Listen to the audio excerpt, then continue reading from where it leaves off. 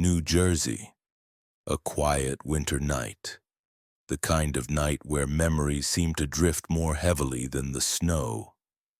Zoe Carter had worked the graveyard shift at Edna's Diner for almost 4 years. It wasn't glamorous, it wasn't even comfortable, but it was quiet and predictable. And for someone like Zoe, someone who'd grown up learning to make peace with absence, that was enough. She moved like clockwork, coffee poured at the exact angle, plates stacked in precise rhythm. Her worn sneakers barely made a sound on the linoleum floor. Most nights blurred together, gray and hushed and fading like steam off a hot mug. But not this one. That night at 2:17 a.m., the bell above the door chimed. It wasn't the usual kind of customer, the trucker with a tired face or the college kid cramming for finals. This man was different. He wore a charcoal wool coat that looked like it cost more than Zoe's monthly rent. His shoes were Italian leather, his face was sharp, familiar in a way that made her stomach tighten, though she couldn't place why. And his hands. There was something in the way he moved them, not rushed, not casual, controlled. Every gesture seemed calculated, practiced, restrained. He took a booth near the window and ordered black coffee and a slice of pecan pie, speaking in a voice smooth like aged whiskey but distant, as if he were talking through a fog. Zoe barely paid attention. She'd seen all kinds. She brought the coffee. She smiled the way she always did, polite, reserved. But when he pulled out his wallet to pay, something fell. A small photograph worn at the edges fluttered to the ground. She bent to pick it up. And in a second, her world cracked open. It was a photograph of her mother. Young Evelyn Carter, smiling in a summer dress Zoe had never seen before, standing in front of a white picket fence. Her afro proud and perfect. Her arms crossed, but her smile wide. It was unmistakably her, and yet it wasn't a photo Zoe had ever seen in their home. She stared at the picture as if time had stopped, and when she looked up, the man had gone pale. His hand reached instinctively toward the photo, but then paused mid-air. His jaw clenched ever so slightly. "Where did you get this?" Zoe asked, her voice low, tight. He blinked. Then suddenly, as if the moment had never happened, he shook his head. "I think you're mistaken," he said. She searched his face. Something flickered there. Recognition? Regret? But then he turned, left a $50 bill on the table, and walked out into the night without another word. Zoe stood frozen in the middle of the diner, one hand still clutching the photograph. The snow falling outside blurred the world into silence, but inside her a storm was building. The night didn't end when Zoe clocked out. She walked home through the snow, the photograph clenched tightly in her hand like it might dissolve if she let it go. Her apartment was modest. One bedroom, second floor, thin walls that let in the winter wind and the neighbors' arguments. She didn't turn on the lights when she entered. Just stood in the doorway, coat still on, and stared at the photo beneath the yellow glow of the streetlight seeping through the blinds. Her mother had never mentioned a man like that. Evelyn Carter had always spoken about strength, about independence, about how love was something you gave yourself first. She never spoke about regret. Never left room for questions about Zoe's father. It had always been her and Mom, a team, a fortress, two women against the world. But now this photograph cracked that story in half. Zoe sat at the kitchen table, the one her mom had thrifted in '98 and refinished by hand. She opened her laptop, and she began to search. It didn't take long. He wasn't some anonymous stranger. The man from the diner had a name, and it echoed like thunder in a quiet valley. Richard J. Lawson, Chief Executive Officer of Lawson Global Enterprises, real estate tycoon, net worth estimated at $3.2 billion, philanthropist, public speaker, married once. No children listed, but there he was, smiling next to senators, cutting ribbons at charity galas, shaking hands with presidents. And in every photo, that same guarded expression behind the charm. The same eyes that mirrored her own, just older, worn. Zoe stared at the screen for hours. Each article, each headline, each Wikipedia edit felt like peeling back a layer of her own life that had been hidden under drywall. Who was this man? And more importantly, why did he have a photo of her mother in his wallet after all these years? At 4:13 a.m., she pulled out a notebook and wrote just 2 words. He lied. Not just to her, but to her mother, to time, to the truth. She didn't sleep. She couldn't, because a question had taken root inside her, and it was growing too fast to ignore.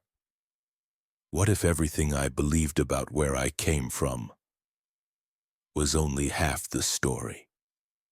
And once you ask that kind of question, there's no going back. It took Zoe 3 days to gather the nerve, 3 days of walking past her own reflection and wondering who she really was. 3 days of hearing her mother's voice in her memory, calm, steady, and painfully silent on this one piece of her story. 3 days of scrolling through article after article about Richard Lawson, the empire builder, the visionary, the man whose life was carved in marble while hers had been written in chalk. On the 4th day, she got on a bus to Manhattan. The city greeted her with steel and storm. Towering glass buildings pierced the clouds, and every person on the sidewalk seemed to know exactly where they were going. Except her. She clutched the photograph in her coat pocket like a compass. Lawson Global Enterprises stood like a fortress on 6th Avenue. Chrome, mirrored glass, security guards in dark suits. The kind of place that had layers of protection against lawsuits, journalists, and women like her. But Zoe had made up her mind. She was done being silent. Inside, the lobby gleamed like a cathedral of power. Everything was polished to perfection. Floors, walls, even the receptionist's smile. "I need to speak with Mr. Lawson," she said, her voice steady but low. The woman behind the desk blinked once politely. "I'm sorry, ma'am, do you have an appointment?" Zoe took a breath, then leaned forward and said a name she hadn't spoken out loud in years. "Tell him it's about Evelyn Carter." The receptionist's face shifted just slightly. A pause, a blink that lasted too long. Then she picked up the phone. 10 minutes later, Zoe was being led down a hallway thick with silence. Her boots echoed on marble floors. The walls were lined with awards and oil portraits. Images of power frozen in time. She was led into a room at the very top, a corner office with floor-to-ceiling windows and a view that stretched far beyond anything she had ever called home. And there he was, Richard Lawson, no security detail, no assistant, just him, standing near the glass, hands clasped behind his back as if he had been expecting her all along. "I wasn't sure you'd come," he said quietly. Zoe didn't sit. She didn't smile. She simply held out the photograph. The same one he dropped that night at the diner. "This was in your wallet. Why?" He took the photo like it hurt to hold. His eyes flickered, and for a moment the powerful man seemed smaller. Or maybe just human. "I carried it for over 30 years, he said, barely above a whisper. Then he sat down slowly, like the weight of memory had finally caught up to him. She was everything to me. Before the money, before the boardrooms and headlines, just Evelyn. She was bold, kind, unapologetically herself, and I loved her. God, I did. Zoe felt something twist inside her chest, grief maybe, or fury. "Then why did you leave?" she asked. He looked at her then, fully. No pretense, no armor. "Because I was a coward," he said. "My family made it clear.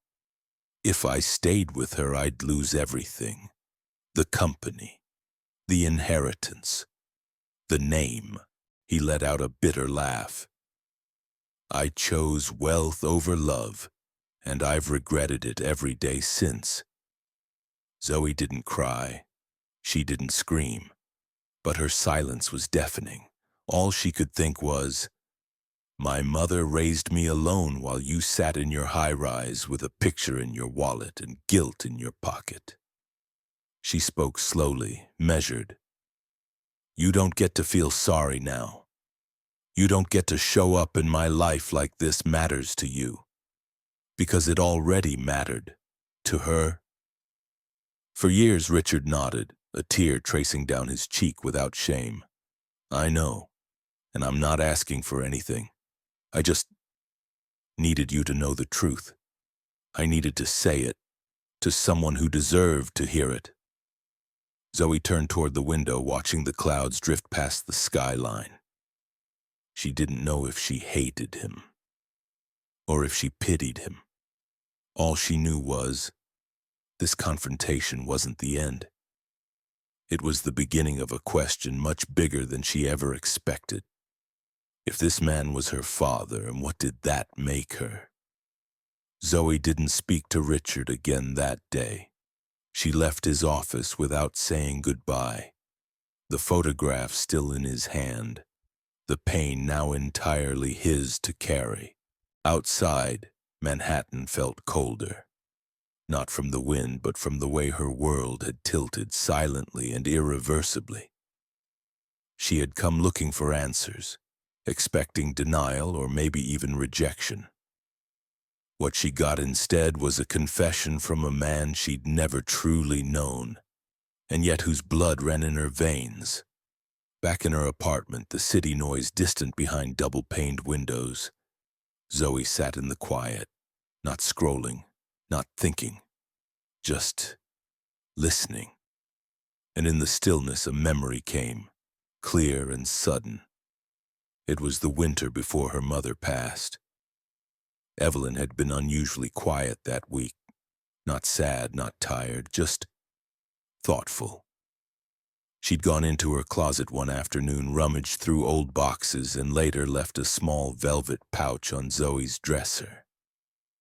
No explanation, no note, just a quiet look in her eyes as she said, "Someday, you'll know what to do with it." Zoe had never opened it, not because she wasn't curious, but because something told her that whatever was inside would change everything. And she hadn't been ready for that. Until now. She walked to the old dresser, pulled open the second drawer, and there it was, tucked beneath a stack of college sweatshirts and birthday cards. The pouch, still soft, still sealed. Her fingers trembled as she opened it. Inside was a delicate silver locket, aged but intact. It clicked open easily as if waiting for this moment. On one side, a small photograph weathered by time. A young Richard Lawson smiling, not the CEO, but a boy in love. His arm wrapped around Evelyn, who looked radiant and free. On the other side, 3 words were etched, careful and deliberate. Forgive. Love. Begin. Zoe blinked, then pulled out the second item, a folded note written in her mother's unmistakable cursive. "This locket belonged to your father. I never told you about him, not because I was ashamed, but because I wanted you to grow without shadows. One day you may meet him. When you do, remember, forgiveness is not weakness. Love is not blind, and beginnings are always yours to choose. Zoe sat with that for a long while. Her mother had never needed a man to raise her, but she'd left a door unlocked just in case Zoe ever wanted to walk through it.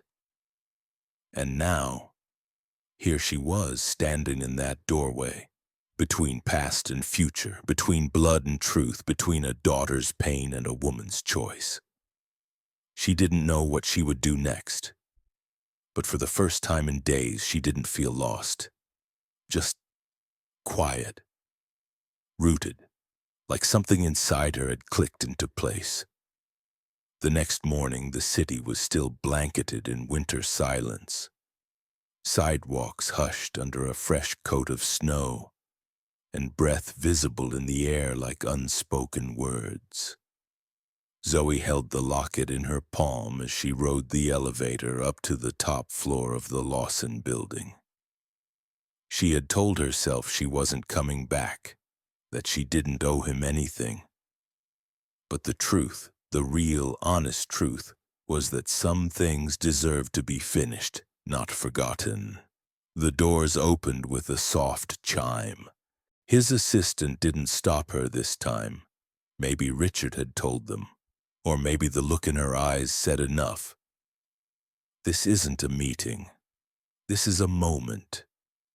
He was alone again, standing by the same window, the city sprawling endlessly behind him. Zoe didn't waste time. She stepped into the room and with a quiet resolve placed the locket on his desk. Richard turned. When his eyes fell on it, he stopped breathing. He picked it up carefully as if it might vanish. The way his fingers trembled, Zoe could see it. This wasn't a billionaire, this wasn't a powerful man. This was a father seeing a piece of his past returned by a child he never knew he had. "She kept this?" he whispered. Zoe nodded. Her voice was steady but soft.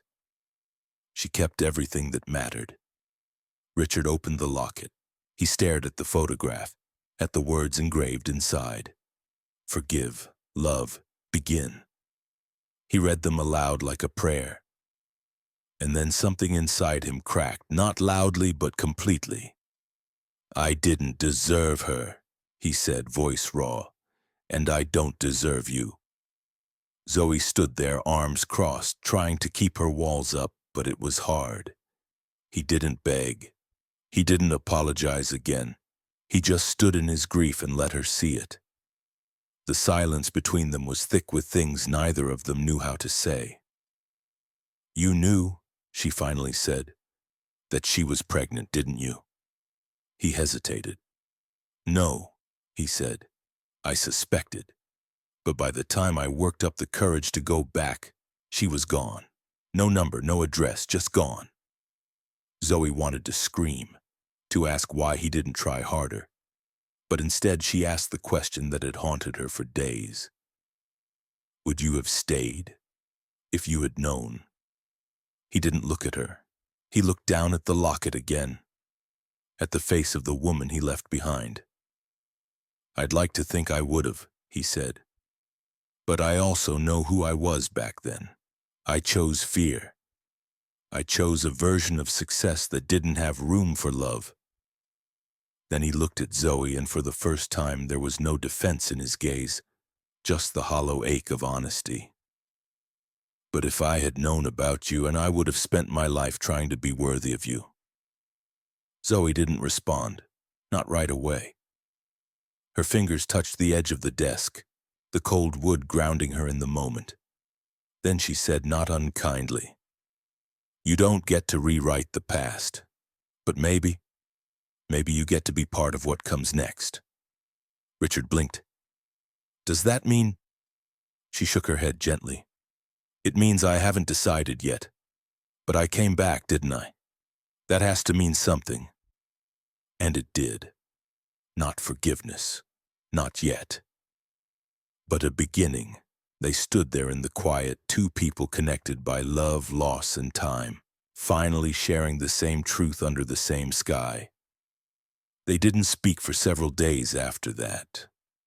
Not out of avoidance, not out of anger, but because some silences are necessary, like rest after an operation, like breathing space after the air's been knocked out of you. Zoe went back to her normal life, though nothing felt normal anymore. She still worked nights at the diner. She still paid rent on time. She still moved through the same routine. But the world had tilted, quietly, completely. Every time she looked in the mirror now, she saw her mother's face, but she also saw his. The jawline, the eyes, the way she bit her lip when thinking too hard. These weren't just habits, they were echoes. One morning she received a letter in the mail. No return address, just her name written in elegant handwriting. Inside was a single page. Zoe, I don't want to intrude, but every Thursday morning I walk through Central Park around 9 a.m. I bring a black umbrella even when it doesn't rain. If you ever feel like talking, I'll be the man on the bench near the fountain. No expectations, no pressure, just presence. R. She read the note 3 times, then placed it inside the same velvet pouch that once held the locket. She didn't go that Thursday or the next. But on the 3rd week, something pulled her. Not obligation, not forgiveness. Curiosity, maybe, or hope. Or simply the haunting weight of unfinished things. She didn't tell anyone where she was going. She just got on the train wearing a scarf her mother once knitted and carrying nothing but her hands in her pockets. And there he was, black umbrella in hand, resting against the bench. No phone, no book, just sitting still, like he had all the time in the world to wait for a daughter who might never come. When he looked up and saw her, he didn't smile. He didn't stand. He simply nodded, soft, solemn, grateful. Zoe sat beside him, not close but not far, enough to share the bench and the cold air between them. They didn't speak for a long time. Birds chirped, joggers passed, the fountain gurgled in the distance, and still no words. But sometimes presence says more than speech. Finally, he broke the silence, not with a question or an apology, but with a story. Your mother loved poetry, he said. She once made me sit on a rooftop in Harlem and read Neruda under the stars. I hated poetry, still do, to be honest. But that night, I believed every word. Zoe smiled faintly. It surprised her. She didn't know what this was yet. Not a relationship, not a reconciliation, but maybe the beginning of a conversation that had waited nearly 3 decades to begin. She looked at him, at the lines in his face, the sorrow behind his eyes, and saw not just a man who had failed, but one who had stayed long enough to show up. I don't know what you want from me, she said. He shook his head. Nothing. I just want the chance to know you, as you are, not as a mistake or a secret, just you. She didn't answer, but she didn't get up either. And in that moment, in the middle of Central Park, in the middle of a winter morning, a man and his daughter sat side by side for the first time in their lives, sharing something small but sacred, time.